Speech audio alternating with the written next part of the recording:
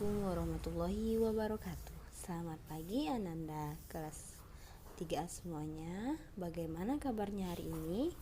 Semoga kita semua dalam keadaan sehat walafiat.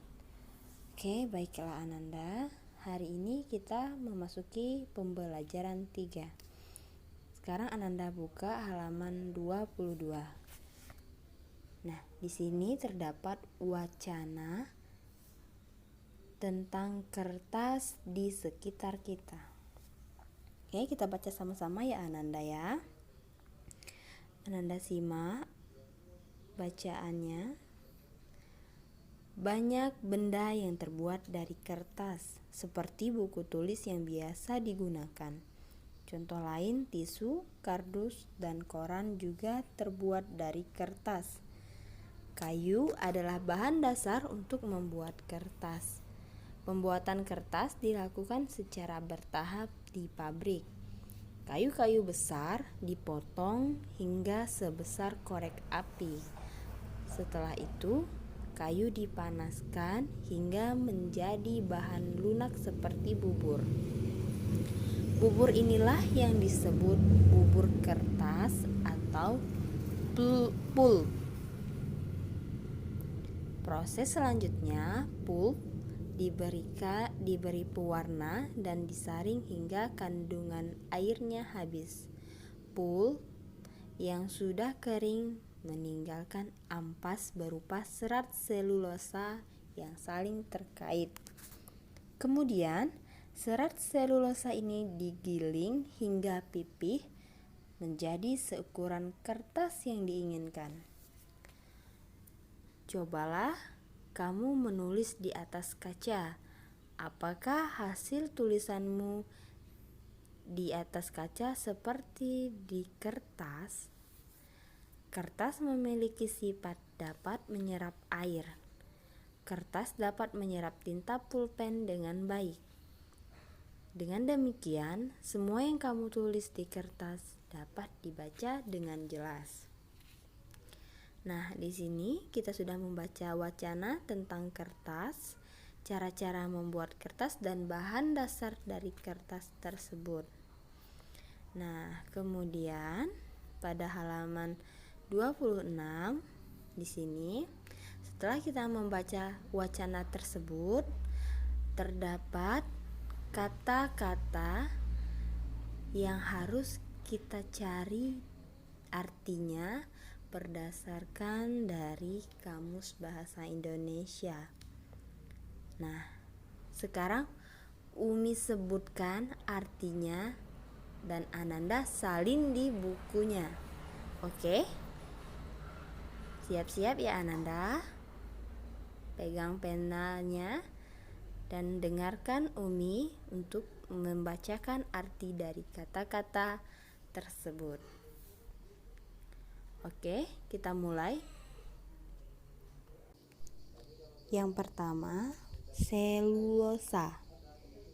Artinya, bagian utama pohon atau tumbuhan yang dapat digunakan untuk membuat kertas.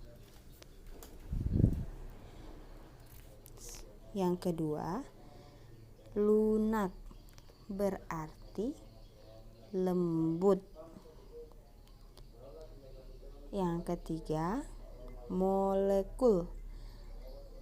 Artinya bagian terkecil senyawa yang terbentuk dari kumpulan atom yang terikat secara kimia. Keempat, ampas, yaitu sisa barang yang telah diambil sari atau patinya. Yang kelima, pulp, artinya bubur kertas. 6. Pipih, artinya tipis rata. 8. Menyerap berarti masuk ke dalam melalui liang terkecil. Kemudian kardus, artinya kertas tebal yang berbentuk kotak. Kemudian serat. Serat yaitu sel atau jaringan berupa benang yang berasal dari hewan atau tumbuhan. Dan yang terakhir, menggiling. Berarti melumatkan atau melembutkan dengan mesin giling. Nah, 10 kata di atas sudah Umi sebutkan artinya masing-masing. Ananda hanya perlu menyalin artinya dengan yang sudah Umi sebutkan tadi. Oke, selanjutnya kita lanjutkan pembelajaran 4. Kalau tadi tentang kertas, sekarang kita membahas tentang plastik. Plastik, solusi dan masalah. Perhatikan benda-benda yang ada di rumahmu. Sebutkan benda-benda yang terbuat dari plastik. Ternyata sangat banyak alat rumah tangga yang terbuat dari plastik. Mulai dari ember, gayung, sampai sendok sayur. Kantong kemasan dan botol air minum juga terbuat dari plastik. Sekarang ini banyak sekali benda berbahan dasar plastik. Mengapa? Karena plastik murah dan tahan lama. Bahan dari plastik tidak dapat menyerap air atau tidak tembus air. Plastik pun mudah dibentuk dan ringan. Oleh karena itu, plastik dapat dibuat menjadi berbagai benda. Plastik memberikan banyak manfaat, akan tetapi plastik juga dapat menimbulkan masalah. Plastik membutuhkan waktu yang lama untuk terurai secara alami, sekitar puluhan bahkan ratusan tahun. Nah, di sini halaman 33 Ananda bisa lihat lama waktu yang diperlukan masing-masing jenis benda untuk terurai bersama tanah. Kertas itu lama waktunya sekitar 2-5 bulan. Kardus 5 bulan. Kulit jeruk 6 bulan. Puntung rokok 10 tahun. Wow, lama ya puntung rokok. Kemudian kulit sepatu 25-40 tahun. Dan terakhir yaitu styrofoam. Tahu kan Ananda styrofoam? Styrofoam ini gabus atau pelindung-pelindung yang biasa digunakan orang-orang untuk menyangga barang-barang agar tidak tergoncang. Seperti contohnya yang biasa kita lihat jika Ananda membeli handphone, misal salah satunya, jadi di situ ada styrofoamnya berbentuk kecil atau sejenis gabus yang putih dengan bentuk heksagonal masing-masing yang saling berkaitan.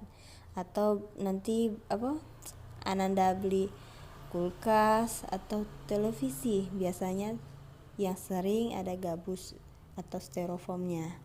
Yang lebih mudah lagi yaitu bungkus nasi yang berwarna putih itu berbahan styrofoam juga. Tahu kan Ananda? Ya, itu yang tempat nasi yang sering dibagikan, kotak-kotak nasi yang bentuk putih, itu bahannya styrofoam. Ternyata tidak dapat terurai. Nah, jadi kamu dapat membayangkan apabila membuang kantong plastik sekarang. Kantong plastik akan terurai 10-20 tahun yang akan datang. Cukup lama kan Ananda? Bayangkan jika kita menumpuk hari ini, masanya 10-20 tahun yang akan datang.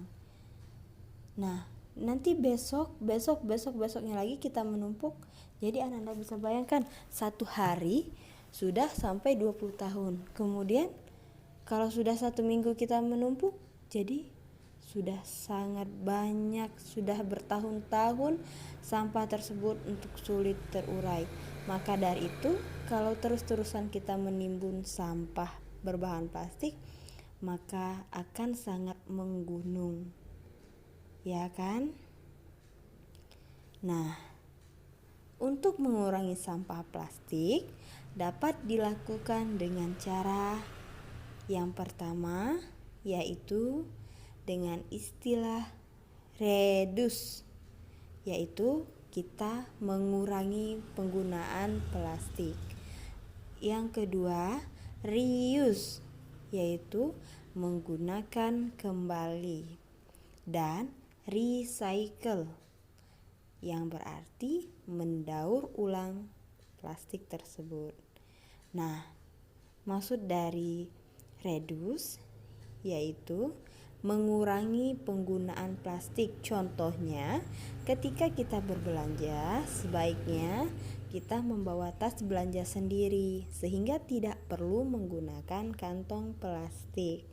Dan yang kedua, reuse adalah memanfaatkan kembali sampah plastik. Misalnya, sampah kemasan botol minuman digunakan untuk membuat pot,